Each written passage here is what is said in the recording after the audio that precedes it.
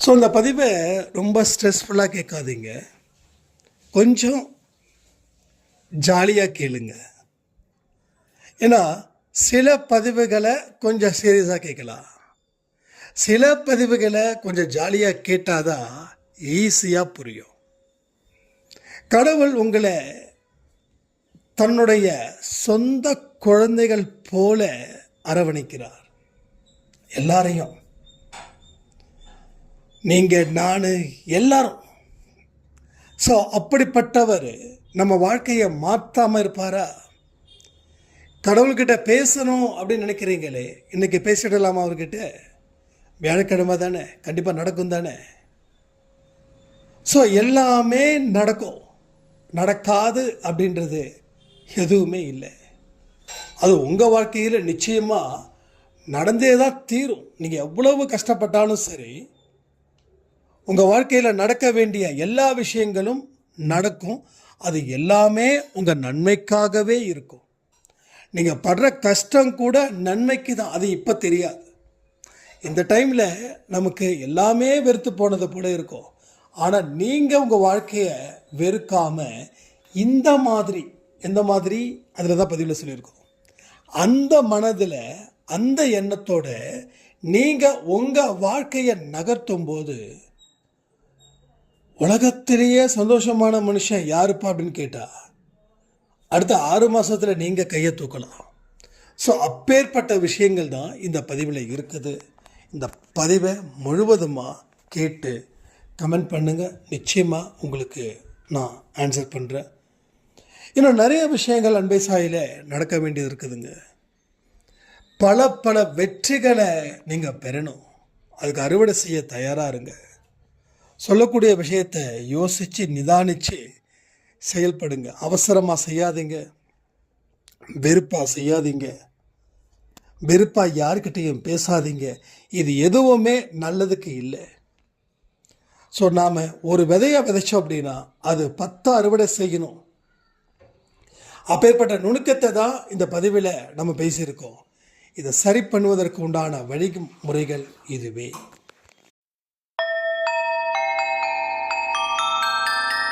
ஓம் சாயிரா சாயிரா, ஓம் சாயிரா சாயிரா, ஓம் சாயிரா சாயிரா, அன்பே சாயிரா, பேரன்பே சாயிரா, அகிலம் தளிக்க ஆத்மா விழிக்க அனுதினம் சாயிரா, எங்கள் அன்பே சாயிரா.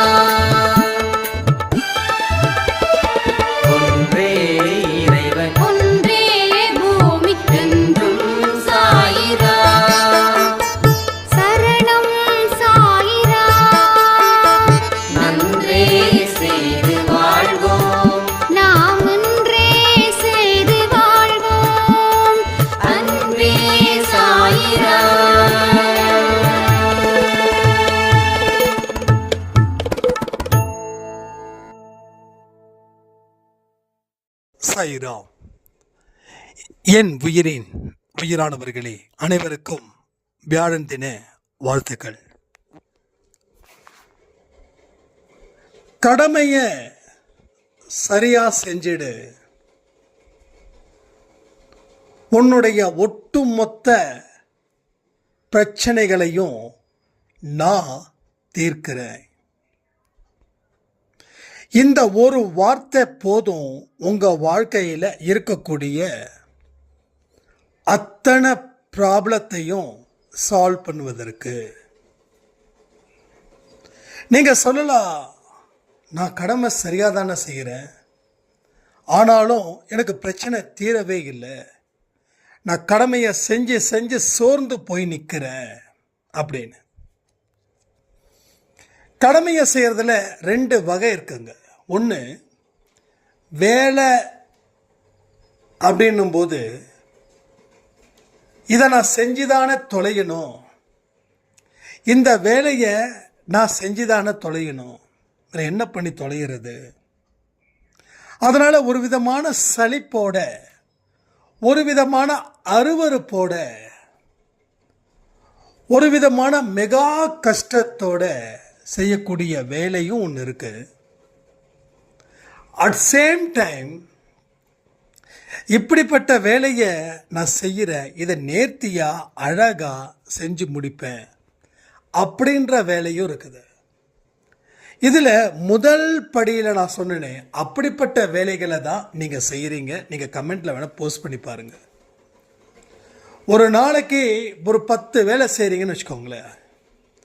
அந்த 10 வேலையையும் நீங்கள் முழு திருப்தியோடு செய்கிறீங்களா, இல்லை 10ல் 2 முழு திருப்தியோடு செய்கிறீங்களா, இல்லை 10மே வெறுப்போடு செய்கிறீங்களா? இதை பொறுத்து தான் நீங்கள் கடமையை எப்படி செய்கிறீங்க அப்படின்றத பற்றி நாம் அந்த புரிதலுக்கு வர முடியும். ஆனால் கடவுளுடைய வார்த்தை என்ன தெரியுமா? கடமையை செய்ய, உன்னுடைய பிரச்சனையை தீர்க்கிற அப்படின்னா உன்னோட ப்ராப்ளம் எவ்வளவா இருந்தாலும் அது உன்னுடைய வளையத்துக்குள்ளே வருதா, இல்லை வளையத்தை தாண்டி வருதா, உனக்கு உட்பட்டு நடக்குதா, இல்லை எல்லாமே அவுட் ஆஃப் கண்ட்ரோலில் இருக்குதா, இது எப்பேற்பட்டதாக இருந்தாலும் உங்கள் கடமையை 2வதாக நான் சொன்னேன், விருப்பப்பட்டு மன திருப்தியோட அதை செய்யும்போது நமக்கு கர்மாக்களும் அழியுது. ஸோ நம்ம லைஃப்பில் ஒரு இடத்துல நம்ம டெவலப் ஆகிறோம். ஏன் ஆனோம் தெரியுமா? அடிப்படை காரணம் நம்ம அந்த கடமையை, அந்த தொழிலை, அந்த வேலையை மனதார செஞ்சதால. ஆனால் அதுக்கு பின்னாடி நாம் பலன் அடைஞ்சதுக்கு அப்புறம் நம்ம வாழ்க்கையில் ஒரு விதமான சலிப்பு. அந்த சலிப்பின் காரணமாக நம்ம செய்யக்கூடிய எல்லா வேலையும் நம்மளுடைய வாழ்க்கையில் சந்தோஷத்தை கொடுக்கல. செய்யக்கூடிய வேலை என்னமோ ஒன்று தான், ஆனால் அதை எந்த மனநிலையில் செய்கிறீங்கன்றது தான் முக்கியம். இப்போ வாழ்க்கையில் உன்னை சுற்றி பெரிய துன்பங்கள் இருக்குது, அது இல்லைன்னு யாரும் சொல்லலை, இருக்குது, இது உண்மை, இதை உறுதிப்படுத்தப்பட்ட ஒரு விஷயந்தான். ஆனால் நீ அந்த இடத்துல எப்படி உற்சாகமாக வேலை பார்க்குறன்றது தான். ஆனால் நீங்கள் கேட்கலாம், இவ்வளவு கஷ்டம் இருக்கும்போது எப்படி உற்சாகமாக வேலை பார்க்கறதுன்னு. நீங்கள் உற்சாகமாக வேலை பார்த்தாதான் இந்த கஷ்டம் தீரும் அப்படின்னு கடவுள் சொன்னால் நீங்கள் மறுபடியும் சோர்ந்து தான் வேலை பார்ப்பீங்களா? சொல்லுங்கள். அப்போ இப்போ கடவுள் சொல்கிறாரு, உற்சாகத்தோட உன்னுடைய பணிகளை ஆரம்பி, அதே உற்சாகத்தோட உன்னுடைய பணியை நிறைவடை. காலையில் எழுந்திருக்கும் போது உற்சாகமாக இருக்கணும். அந்த அன்னைக்கு இரவு தூங்கும்போது அதே உற்சாகமான மனநிலையில் நீ இருந்தால் அடுத்த நாளும் உனக்கு சிறப்பான ஒரு நாளாக மாறும்.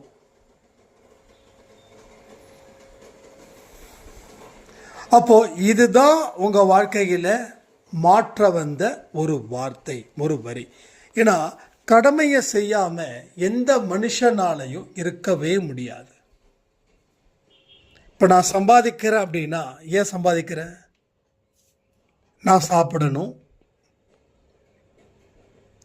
நான் ட்ரெஸ் போடணும், இதெல்லாம் எனக்கு ஃப்ரீயாக வரல. ஃப்ரீயாக வந்துச்சுன்னா நான் சம்பாதிக்க வேண்டிய அவசியம் இல்லை.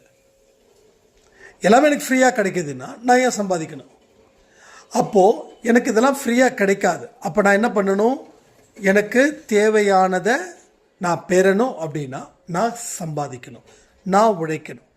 அப்போது நான் உழைச்சி தான் இந்த இடத்துக்கு வந்திருக்கேன், நீங்களும் அப்படி தான். ஆனால் அதை ஆர்வமாக உழைச்சிட்டா நமக்கு பலன் அதிகம் அப்படின்னு ஒரு பாயிண்ட்டை இருக்கும்போது நாம் ஏன் அந்த இடத்துக்கு போக மாட்டேங்கிறோம்? எல்லாரும் உழைக்கிறோம், எங்க கடமையை செய்யாமலா இருக்க? நீங்கள் கேள்விகள் கேட்குறீங்க அப்படின்னு எனக்கு நல்லாவே புரியுது. இப்போ என் வேலையை நீங்களாக வந்து செய்கிறீங்கன்ற கேள்வியை நீங்கள் கேட்குறீங்க. ஆனால் எந்த மனநிலைகளை செய்கிறீங்க? அப்போது இந்த மனநிலையில் செஞ்சால் நம்ம வாழ்க்கையில் பெரிய திருப்பத்தை நம்மளால் ஏற்படுத்த முடியும் அப்படின்ற ஒரு நிலை நமக்குள்ளே வரும்போது ஏன் அதை நம்ம செய்யக்கூடாது? ஸோ செஞ்சு பாருங்க, கண்டிப்பாக மிகப்பெரிய ஒரு டேர்னிங் பாயிண்ட் உங்கள் வாழ்க்கையில் நடக்கும். அதே போல் இன்னொரு சாய்ராம் ஒரு பெரிய கொஸ்டின் கேட்டிருந்தாங்க. கடவுளை நான் பார்க்க முடியுமா? கடவுள்கிட்ட நான் பேசணும், நிறைய பேசணும் அப்படின்னாங்க. ஸோ கடவுளை பார்க்கவோ பேசவோ முடியாது, உணர மட்டும்தான் முடியும். ரெண்டாவது, அந்த உணரும் தன்மை கூட எப்போ வரும் அப்படின்னா, உங்கள் வாழ்க்கையில் என்னைக்கு உங்களுக்குள்ள நம்பிக்கையும் உங்களுக்குள்ள மதிப்பும் உங்களுக்குள்ள கடவுளுடைய தன்மையும் உள்ளே இறங்குதோ அன்னைக்கு தான் அவரை உணர்வின் மூலமாக அடையாளத்தை ஏற்படுத்த முடியும். ஸோ யாரும் பார்க்க முடியாது, யாரும் பேச முடியாது. ஆனால் உணர்வோட வெளிப்பாடு அப்படிப்பட்டதாக இருக்கும். சில பேருக்கு ஃபீல் ஆகும், அதெல்லாம் ஒரு வாசனை மூலமாக கடவுள் காட்சி தருவார். அதாவது கடவுள் வாசனை இருக்கிற இடத்துல கடவுளுடைய நடமாட்டம் இருக்குதுன்றது தான் இதனுடைய அர்த்தம். இங்கே அன்பேசாய் குடும்பத்தில் நிறைய பேருக்கு அந்த சுருட்டு வாசனை இருக்குது. அது உள்ளுக்குள்ளே இருக்கக்கூடிய உணர்வை வெளிப்படையாக மாற்றக்கூடியது. அது அப்போ நீங்கள் கடவுள்கிட்ட எந்த அளவுக்கு தொடர்பில் இருக்கீங்களோ அந்த அளவுக்கு உங்களுக்கு கடவுளுடைய உணர்வு நிலை வரும். இல்லைன்னா உணர்வற்ற நிலையில் இருக்கும். கடவுளுக்கும் உங்களுக்கும் ரொம்ப தூரம். அவர் லெஃப்ட்டுனா நீங்கள் ரைட்டு அப்படி இருக்கக்கூடாது. அவர் எந்த இடத்துல இருக்காராங்களோ அவர் இடத்துல நீங்கள் மனதளவில் இருக்கணும். மனதளவில் எப்படி இருக்கணும்னா, நாம் செய்யக்கூடிய செயல்கள்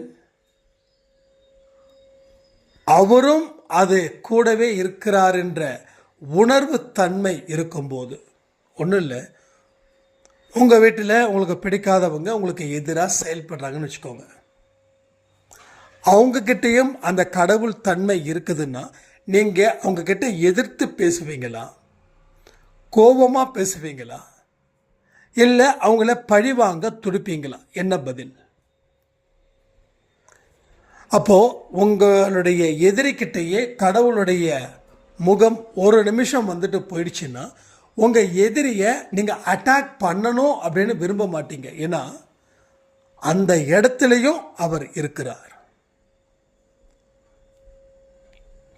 அப்போ இதனால் என்னெல்லாம் நடக்குது? விவாதம் தீர்க்கப்படுகிறது, விவாதம் அழிக்கப்படுகிறது. அப்போ நாம் 10 நல்ல விஷயத்தை சொல்லி அவனை புரிய வைப்போம். அவன் புரியாதப்போ 20 கெட்ட விஷயத்தையும் நம்ம வாய் விட்டுடுவோம். நல்ல விஷயத்தை நீங்கள் சொல்லும்போது அவன் பெருசாக பாதிக்கப்படலை.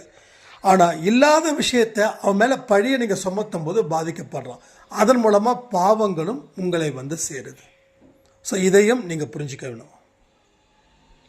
அப்போ கடவுளை உணர்வு தன்மை மூலமாக, செய்யும் செயல்கள் மூலமாக, பார்க்கக்கூடிய மனிதர்கள் மூலமாக, உதவி செய்யக்கூடிய மனிதர்கள் மூலமாகத்தான் நீங்கள் அவருடைய உணர்வை பெற முடியும். உணர்வை பெற முடியும். இல்லைன்னா உணர்வற்ற நிலையில் இருப்போம். ஆனால் நாம் உணர்வோடு தான் இருப்போம். கடவுளுக்கு நமக்கு சம்மந்தமே இல்லாமல் இருப்போம். எல்லாருக்கும் நடக்குது, ஆனால் நமக்கு நடக்கலை, அந்த மாதிரி. அப்போ இந்த ஒரு எண்ணமே உங்களுக்கு வருதுன்னா கடவுளுடைய தன்மையில் நீங்கள் இல்லை அப்படின்னு அர்த்தம். ஸோ எல்லாருக்கும் நடக்கும்போது எனக்கும் நடந்தது மாதிரி ஒரு ஃபீல், அது ரியல் ஃபீலாக இருக்கணும், ரியல் ஹாப்பியாக இருக்கணும். என்கிட்ட நிறைய பேர் கேட்பாங்க, அண்ணா ஆடியோ கொடுக்குறீங்க, அவங்களுக்கு நடக்குது இவங்களுக்கு நடக்குதுன்னு சொல்கிறீங்க, ஆனால் எனக்கும் என் குடும்பத்துக்கும் என் குழந்தைக்கும் என் கணவனுக்கும் இது வரைக்கும் எதுவுமே நடக்கலை, அது ஏன்னா அப்படி அப்படின்னு. அப்போ என்ன தோணுது? எனக்கு நடக்கலை அவங்களுக்கு நடக்குது. உள்ள அர்த்தம் என்னன்னா, நமக்கு ஏன் நடக்கலை, மற்றவங்களுக்கெல்லாம் நடக்குதுன்னு அந்த இடத்துல பொறாமை தன்மம் உங்களை அறியாமலே வெளிப்படுது. அப்போது நம்ம மனசில் இன்னும் நிறைய விஷயங்களை ஏற்றுக்க வைக்க முயற்சி பண்ணலைன்னு அர்த்தமாகுது. புரியுதா உங்களுக்கு? நம்ம மனசில் எந்த ஒரு இடத்துலையும் அதற்கு சரியான ஸ்பேஸ் நாம் கொடுக்கல.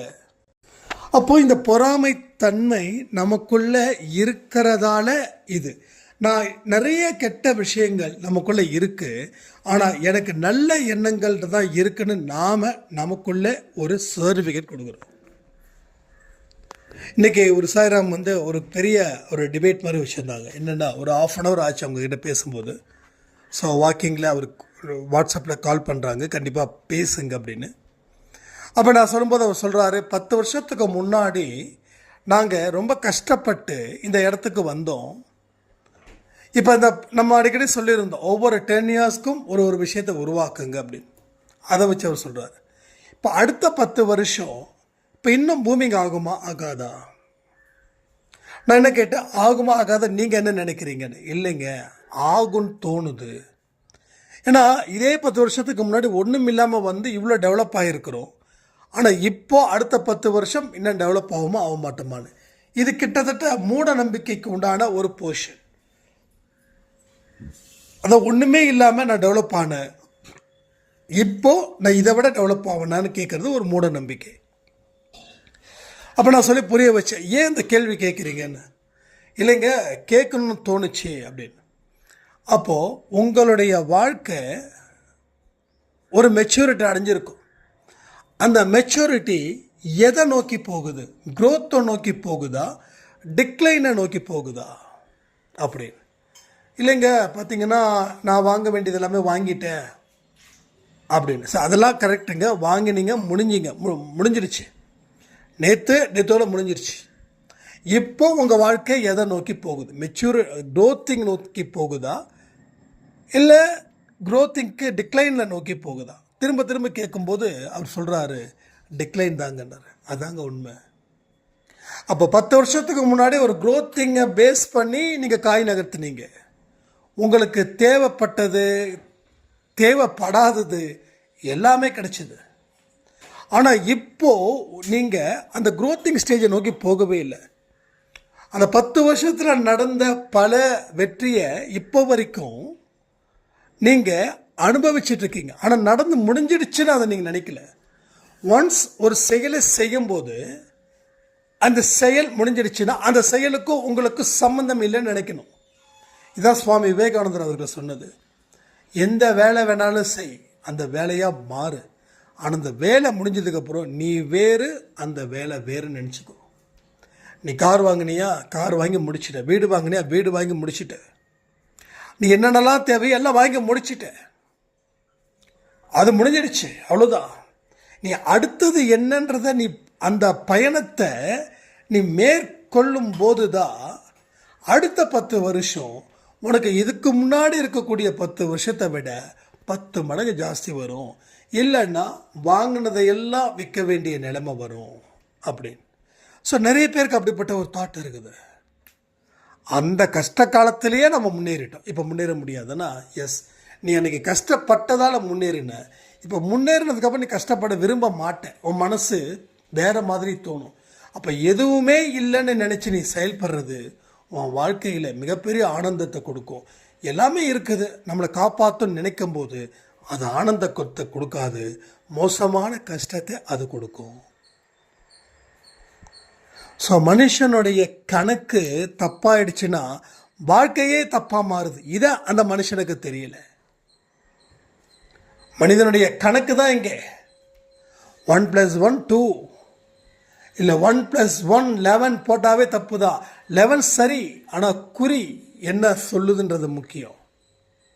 அதே போல் தான் செய்யக்கூடிய வேலை கரெக்டு தான். நீங்கள் எல்லாமே ஒரு வேலை கரெக்டாக தான் போடுறீங்க. ஈவன் நீங்கள் வீட்டில் காஃபி போடுறவங்களா இருந்தால் கூட அது ஹாப்பியான மூமெண்ட்டா, சந்தோஷமான மூமெண்ட்டா, அது நீங்கள் போட்டு பாருங்களேன். இது வரைக்கும் இல்லாத ஒரு டேஸ்ட்டு அந்த காஃபியில் உங்களுக்கு கிடைக்கும். செக் பண்ணி பாருங்கள், எக்ஸ்பீரியன்ஸ் பண்ணுங்கள்.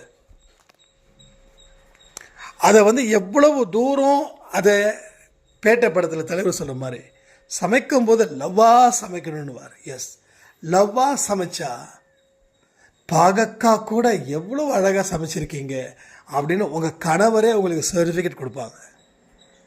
ஆனால் லவ்வாக சமைக்காமல் சக்கரை பொங்கல் செஞ்சால் கூட இதுதான் உங்கள் ஊரில் சக்கரை பொங்கலா, எங்கள் ஊரில் இப்படிப்பட்ட சக்கரை பொங்கலை நான் சாப்பிட்டதே இல்லை அப்படின்னு. ஸோ இதுதான் இங்கே நடக்குது. சம்டைம்ஸ் விஷ்ணு சாய்ராம் வந்து சக்கரை பொங்கல் செய்யும்போது ரொம்ப சூப்பராக இருக்கும், செம்மையாக இருக்கும். இப்போ போன தடவை ஏதோ நம்ம ராமநவமி பண்ணோமா, அப்போ வந்து சக்கரை பொங்கல் செய்கிறாரு. அது சக்கரை பொங்கல் மாதிரியே இல்லை. அது வந்து வெறும் வெள்ளை சோறில் லைட்டாக வெள்ளத்தை போட்ட மாதிரி இருந்தது. ஏன்னா வந்த உடனே அவ்வளோ ஒரு இது டக்குன்னு செஞ்சு முடிக்கணும், டைம் வேறு ரொம்ப இதாகுது, சட்டு பண்ணி முடிக்கணும், 20 பேருக்கு கொடுக்கணும்.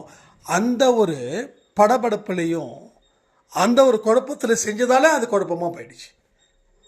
இப்போ எல்லா விஷயத்தையும் ஆற அமர அதற்குண்டான நேரத்தை ஒதுக்கி வச்சு நம்ம செய்யணும். அது செய்யும்போது செய்யக்கூடிய எல்லா செயலும் ரொம்ப ரொம்ப ரொம்ப ரொம்ப சிறப்பாக இருக்கும். ஆனால் அதை செய்வதற்கு யாரும் தயாராக இல்லை. காஃபியா இந்தா, என்னமோ ஒன்று காஃபின்னு ஒன்று இருந்தால் சரி, டீயா இந்தா டீன்னு ஒன்று இருந்தால் சரி. அப்போ வெளியில் இருக்கக்கூடிய காஃபி டீலாம் ஏன் ரொம்ப ஹாப்பியாக நல்லா இருக்கு அப்படின்னா, அவன் இது மாதிரி டீ போட ஆரம்பிச்சிட்டான், வீட்டில் போடுற மாதிரி காஃபி போட ஆரம்பிச்சிட்டான்னா அவன் கடையை இழுத்து மூடணும். அப்போ அவன் தன்னுடைய கஸ்டமரோட திருப்திக்காக அவன் மெனக்கட்டு டீ போடுறான், காஃபி போடுறான். நிறைய பேக்கரியில் காஃபியோ டீயோ குடிக்கும்போது அவ்வளோ ஸ்ட்ராங்காக இருக்கும். ஆனால் வீட்டில் டீயோ காஃபியோ குடிக்கும்போது இது டீ தானான்னு கேட்டுட்டு குடித்தா அது நமக்கு நல்லது மாதிரி தோணும். ஏன்னா எல்லாமே ஒரே மாதிரி ஆங்கிளில் தான் இருக்கும். ஏன்னா வீட்டில் போடுற டீ அப்படி. அப்போ இப்பயே கூட சொல்கிறேனே, நல்ல மனசோட நல்ல லவ்வோட ஓகே நம்ம குழந்தைங்களுக்கு நம்ம புருஷனுக்கு டீ போட்டு கொடுக்கணும், காஃபி போட்டு கொடுக்கணும் அப்படின்னா ஆட்டோமேட்டிக்காக அந்த ஒரு டேஸ்ட்டு நீங்கள் வழக்கம் போல் தான் காஃபி தூள் போடுறீங்க, நாடு சர்க்கரை போடுறீங்க, பாலுக்கு 6 லிட்டர் பாலுக்கு 4 லிட்டர் தண்ணி ஊற்றுறீங்க, செய்கிறீங்க. ஆனால் இப்போ ரொம்ப எக்ஸலண்ட்டாக இருக்கும். ஏன் நடக்குதுன்னா, பொறுமையாக நிதானமாக கவனத்தோட செய்யக்கூடிய எந்த ஒரு வேலையும் அது வெற்றியை மட்டும்தான் கொடுக்கும். அப்போது வாழ்க்கையில் நாம் க்ரோத்திங்கில் இருக்கோமா இல்லை டிக்ளைனாக இருக்கோமான்னு தெரியாமலே வாழ்ந்தால் என்னாகும்? வாழ்க்கை முடிஞ்சிடும். இப்போ கணக்கு சரிதான், ஆனால் குறி தப்பால் நீ போட்ட கணக்கே தப்பாயிடுது. என்னங்க 1+1 2, ஆனால் நான் 11 போட்டிருக்கேன், ஆனால் 1:1 போட்டால் 11 தானே வருது அப்படின்னு நம்ம ஆர்கியூ பண்ண முடியுமா? பண்ண முடியாது. So exactly. ஸோ நல்லா புரிஞ்சுக்கோங்க, வாழ்க்கையில் இன்னும் நிறைய விஷயங்கள் நம்ம சந்திக்க வேண்டியது ஏகப்பட்டது இருக்குது. இதற்கெல்லாம் நம்ம மனசு ரொம்ப தரமானதாக இருக்கணும். ஒரு பொருளை நம்ம சூஸ் பண்ணும்போது தரமான பொருளாக கேட்குறோமா இல்லையா? ஒரு வீட்டுக்கு வாடகைக்கு போகும்போது நல்ல கம்ஃபர்டபுளாக இருக்குதுன்னு நம்ம யோசிக்கிறோமா இல்லையா? ஆனால் மனசை மட்டும் எங்கே தரம் இல்லாமல் வச்சுருக்குறோம். அது தப்பு தானே, அது 100க்கு 100 தப்பு தானே. 10 ரூபா தக்காளி வாங்குறதுக்கே தரமானதாக யோசிக்கிறோம். அழுகின தக்காளியை வாங்குவோமா? அழுகின வெங்காயத்தை வாங்குவோமா? 10 ரூபாய்க்கு இந்தப்பா உனக்கு நான் 20 பழம் கொடுக்குறேன், அப்போது அழுகின பழத்தை எல்லாம் வாங்கிட்டு வந்துட முடியுமா? வாங்கிட்டு வர முடியாது இல்லையா? அப்போ எண்ணிக்கை பெருசு இல்லை, தரம் முக்கியம். அதே போல் நம்ம எத்தனை வருஷம் வாழ்கிறோன்றது முக்கியம் இல்லை, வாழும்போது எப்படி வாழ்ந்தோன்னு முக்கியம்னு சொல்லி இந்த பதிவை நான் முடிக்கிறேன். ஜெய் சாய்ராம்.